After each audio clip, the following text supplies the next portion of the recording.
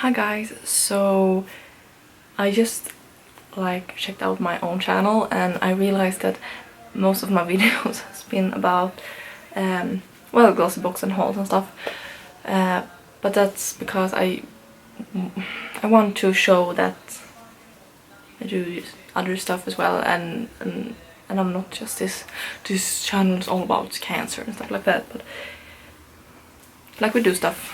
I do stuff and stuff. Oh, why is it so dark in here? But what I did realize also was that I haven't even told my cancer story, like how I discovered it and stuff like that. So that's what I'm gonna tell you today, because in a couple of days it's gonna be my anniversary of when I got hospitalized and stuff like that. So let's go back. It's gonna be 3 years this year and a couple of days. So I had a job at 75% at a daycare, a children's daycare, and just for a couple of weeks I have been really tired and also been sweating a lot. When I was sleeping I woke up and it was just wet.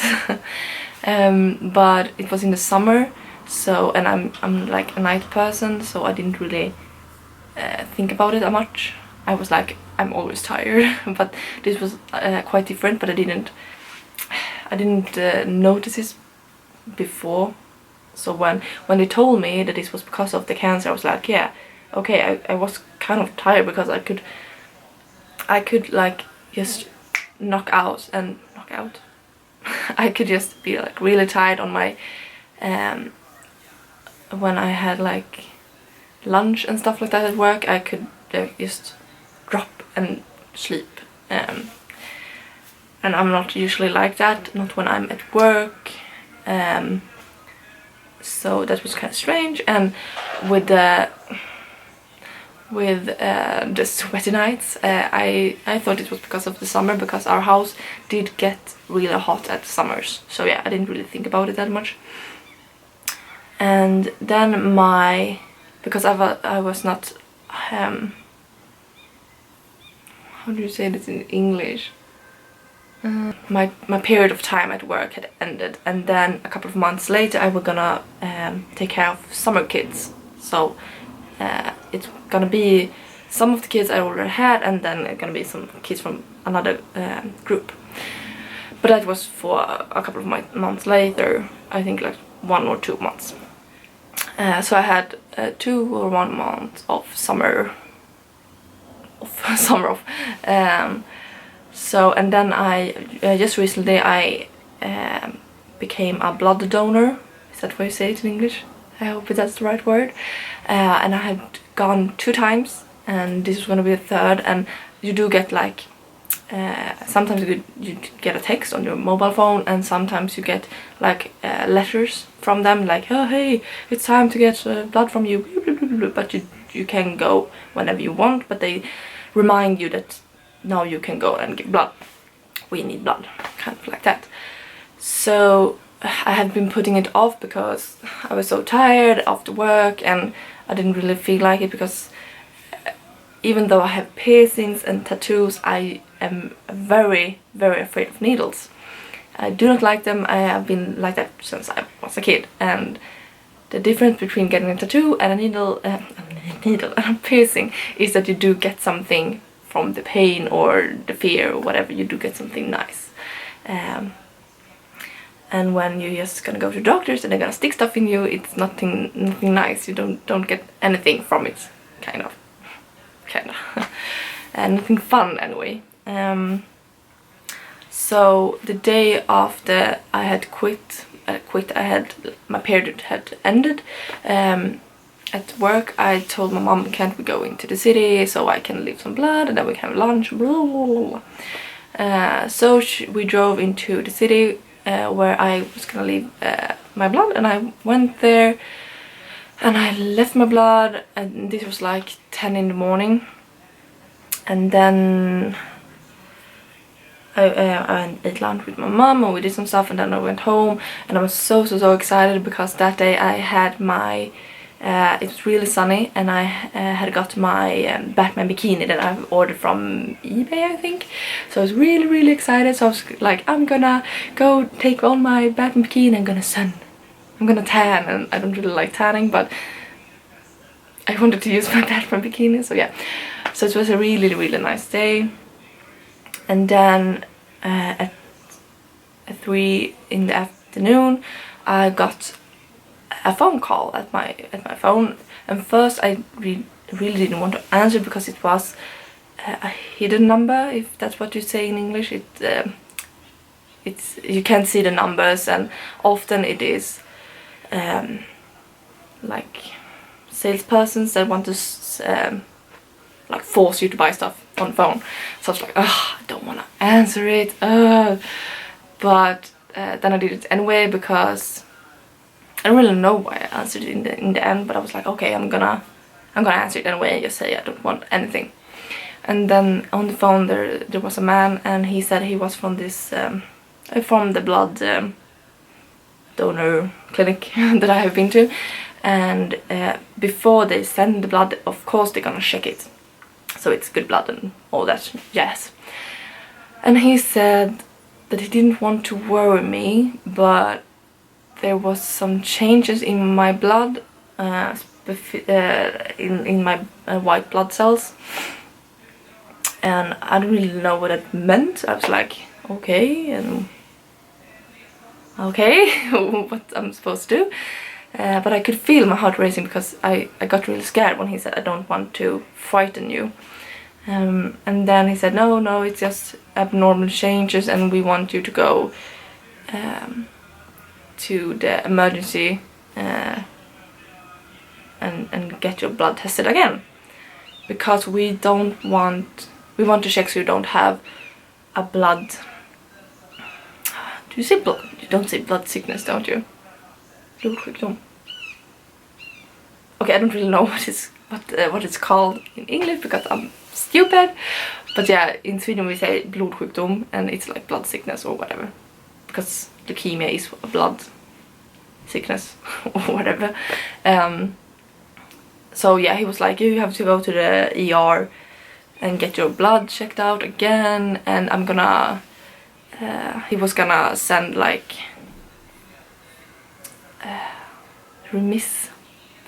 what the fuck is that? These type of words are so hard to know in English. I'm so sorry. He was gonna send, so they knew I was coming, so when I was there to just get my name and all the information. He says that. But it was a Friday, and I really didn't want to spend my evening at the ER, because I do know that it tends to get really dragged out. You have to sit there for hours. And I was like, hey, I'm gonna go out tonight with my friends, we're gonna have fun. And my boyfriend at the time, his sister came up to visit. I was like, we're gonna have so much fun, I don't really want to spend it on the ER. So after I have talked to this man, I phoned the ER and talked to a lady there, and I was like, do I really need to come today? Can't I come on Monday? And first she was like, what did he say to you, and blah blah, no, you don't have to come today.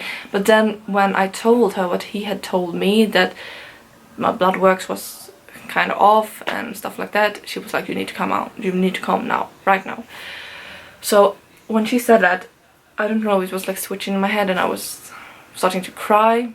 Not in front, I had like ended the call, but I told my dad I need to go to the ER, and I was like panicking because I was really afraid. And he was like, what, why, blah, blah, blah. And I was like, they found some stuff in my blood and now I need to go and check, so it was just like a mistake or whatever.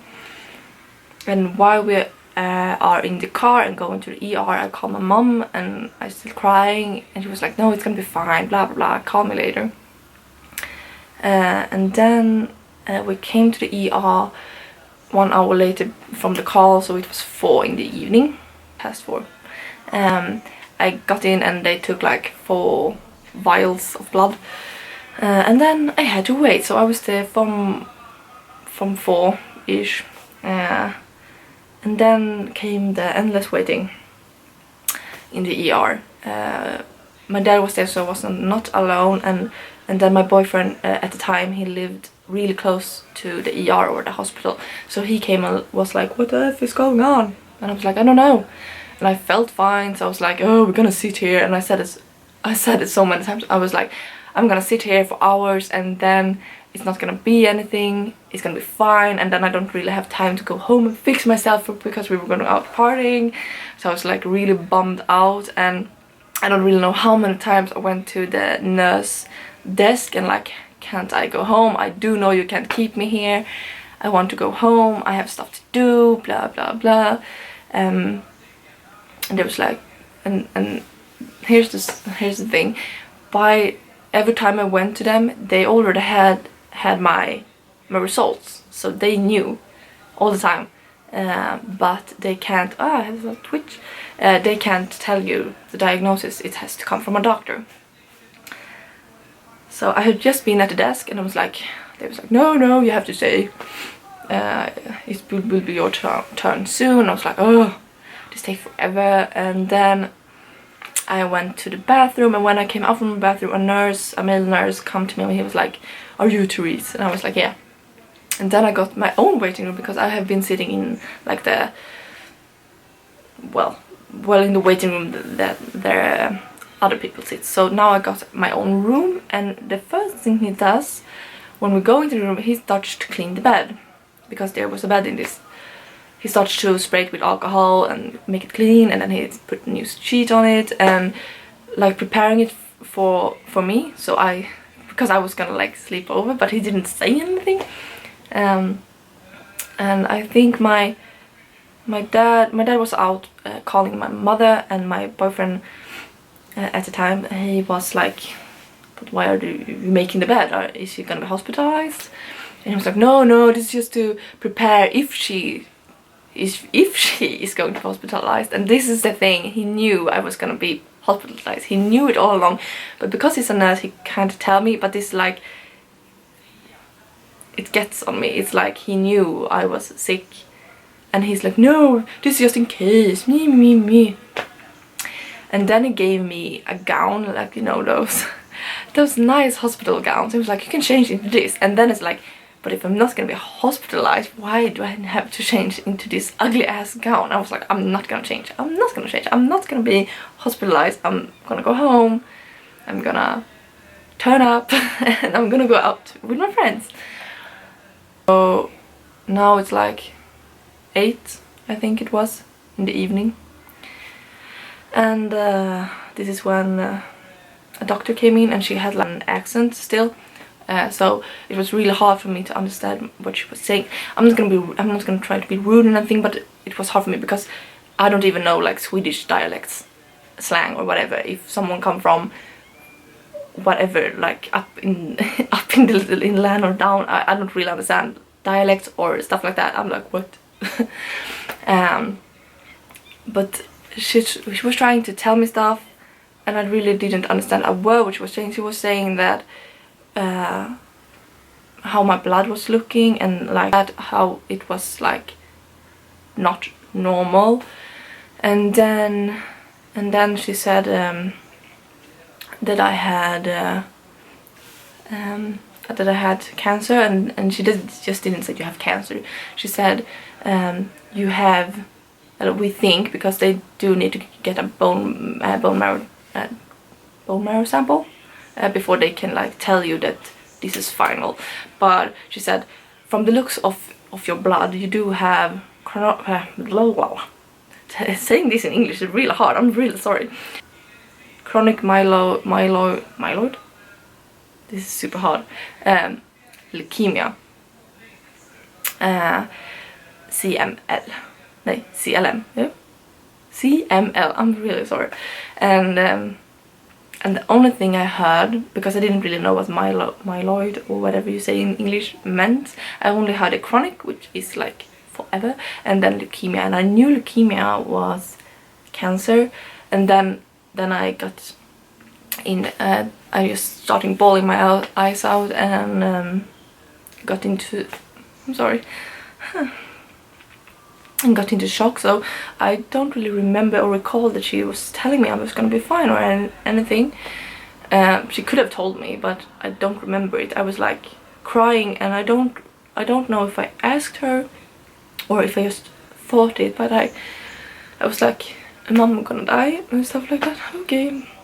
I really didn't think I was gonna cry because I've had it so long. I was so afraid. And then she went out because they was gonna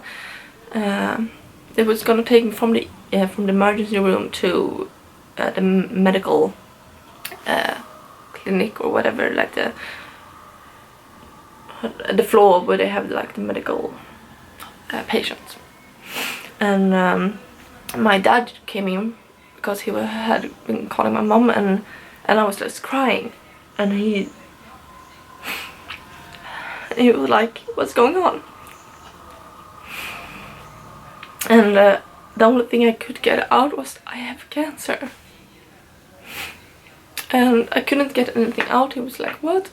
And so he had to like go chase after the doctor so he could get like another explanation, and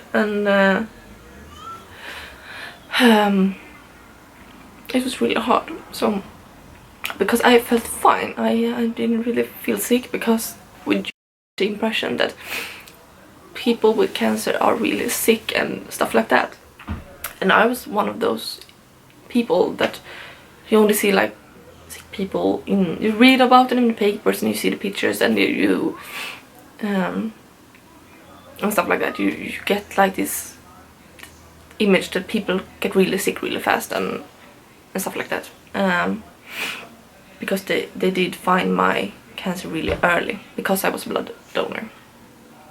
So he get my doctor, and they talked, and they said I was gonna stay for a couple of days, because the doctors are not the doctors that were gonna do the bone marrow test or whatever are not there at the weekends, and this was a Friday, so they had went home from the weekend and weren't gonna be there until Monday. So I was gonna be hospitalized, and I had only slept in a hospital for one night when I was 10 because of like hard stomach or something. So I was really afraid, and I asked if I could get my own room, because I didn't really want to have to share a room and be crying and stuff like that. And also I wanted my own room, so maybe someone could spend the night with me. So while they were preparing and checking for a room for me, I was phoning my mom, hysterical of course, and telling her it was so hard not having her there, because me and my mom are really tight. So I told her I have cancer, I'm gonna spend the night, and that was like all I knew, because they have to have a bone marrow test to see how bad it is and what kind of treatment I'm gonna get and stuff like that. And I was crying constantly. I was really terrified. I was 21, so it was like, is my life gonna end here? I didn't really know. So I did get my own room, and I had to change into those hideous robes. And my dad went home, and my boyfriend at the time, he was gonna sleep over. Now it was like 9 o'clock in the evening when I got my room. And my boyfriend, who at the time, who lived really close, he just went home to get some stuff like toothbrush and stuff like that.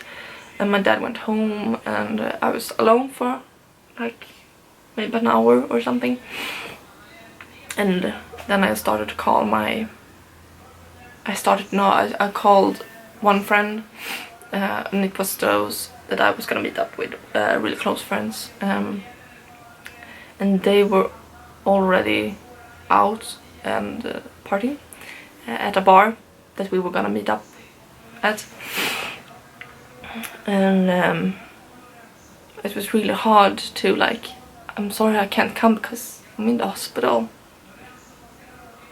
And I was trying so hard not to cry because I didn't really want to worry anyone. And the first friend I was talking to, I've known her since 7th grade, and we've been like really good friends. And I said I really don't remember exactly what I said, but I was like, I can't come, I'm in the hospital because I have cancer. And then she started crying, and I was trying to comfort her. I was like, it's gonna be fine, it's gonna be fine. And I could hear that she couldn't breathe, and she was crying, hysterical. And then my other friend that I've known since, do you just call it high school in English? I don't really know. And she was like, what's going on? And her reaction,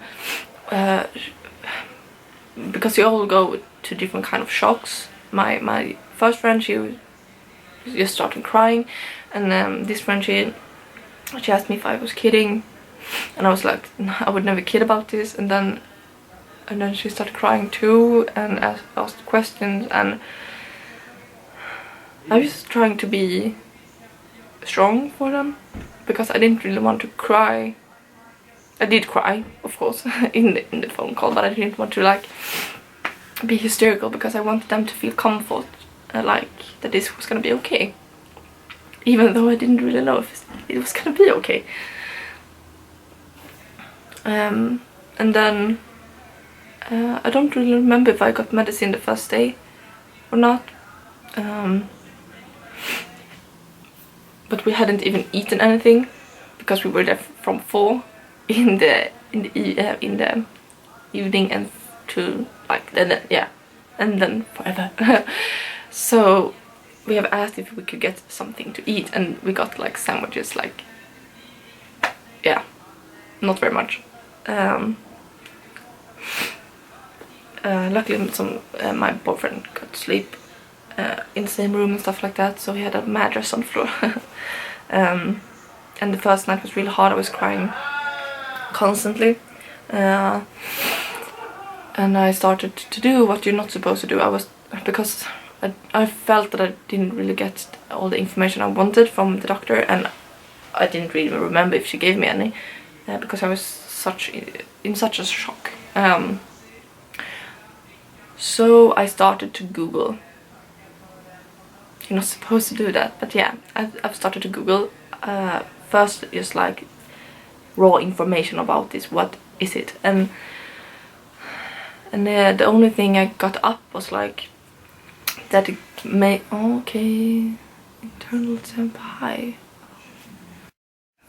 I'm sorry, my camera is like hot or something. So yeah, I started to Google it, and it said like mostly older men got this type of cancer, and I was like, oh well, that's nice. It's like really abnormal for me even to have, because I'm a female and because I'm young.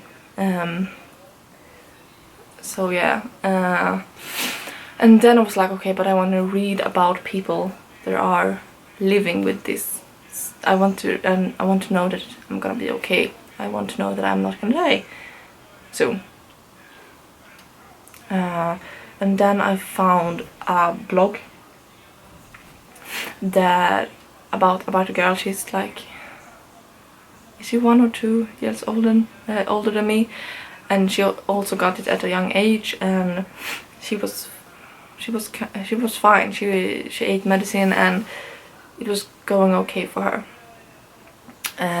And that's also when I discovered the organization Young Cancer, and I immediately signed up.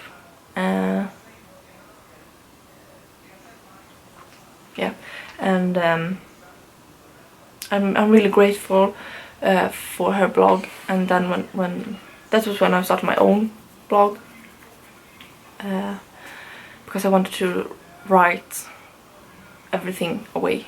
I didn't want everything cooped up inside, which I'm really good at actually. So yeah, the first night my boyfriend at the time slept with me, and then the second night my mum slept with me, and I always had my family and friends came to visit me. And then the second night I had to sleep alone, which was really scary. I was so afraid because I couldn't see the door from my bed because it was like a wall going out, so I couldn't see. So when someone opened the door, I couldn't see who it was coming. And of course in hospital you can't lock your doors. And in the day when I was alone, because there was a lot of older people in my section or whatever, I think I saw like 2 people that was like younger, but they were like mid-age, like 30 or something. And a lot of people had like maybe Alzheimer's or stuff like that. So one very sweet but very confused lady come into my room and was like, "Where's Betta? Where is she?" And I was like, "I don't know, I've been sleeping in this room for 2 days or whatever." And she was like, "No, this is Betta's room." And really confused. And then she went, and I was like, what if someone comes into my room in the middle of the night? I was, yeah, it was scary because I'm stupid. I'm paranoid. So in the middle of the night the nurses come to check on you, and I've got my laptop, so I was watching movies because I couldn't sleep. So it was like 3 in the morning, or in the middle of the night, and she came in, and it sounds like bam when they open the door, because they have like a wheel stuff above the door. And she was looking at me and like, "Are you still awake?" And I was like, "Yeah, I'm watching a movie." And he was like, "Okay, but try to get some sleep." Because they were really like early mornings in the hospital, like at 7 they come in and they want to take your blood and they want to give you medicine. And the funny thing about medicine, I got something that's called hydrea, and it was really strong, like chemo. It is to take away the symptoms and stuff like that, and they always gave it to me in this kind of like bottle thing, and I always poured it in my hand, took it like that. I really don't know why I did it, but I did it.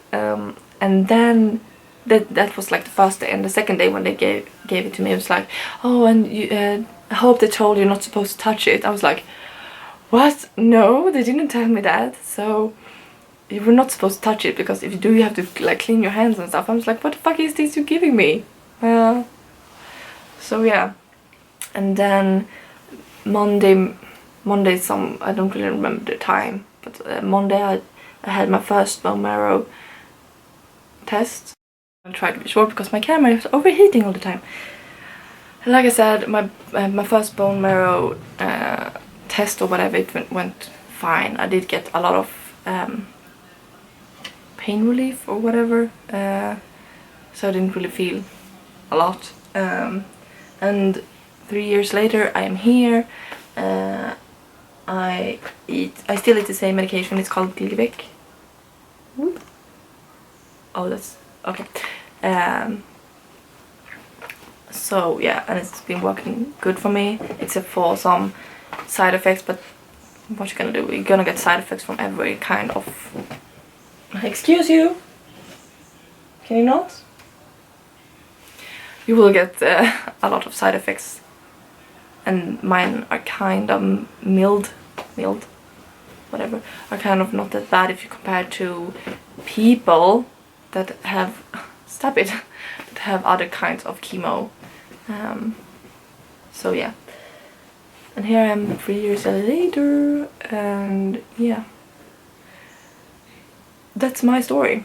If you have questions or whatever, you just have to write it down below, and I will answer them, either in a video or whatever, or maybe just below your question or whatever. Okay, I'm sorry for this long video, but yeah, I hope it can be some good or some use for someone out there that maybe have the same leukemia as I do. So yeah, it's gonna be okay. Look at me. So yeah, I will see you in another video. So yeah, bye.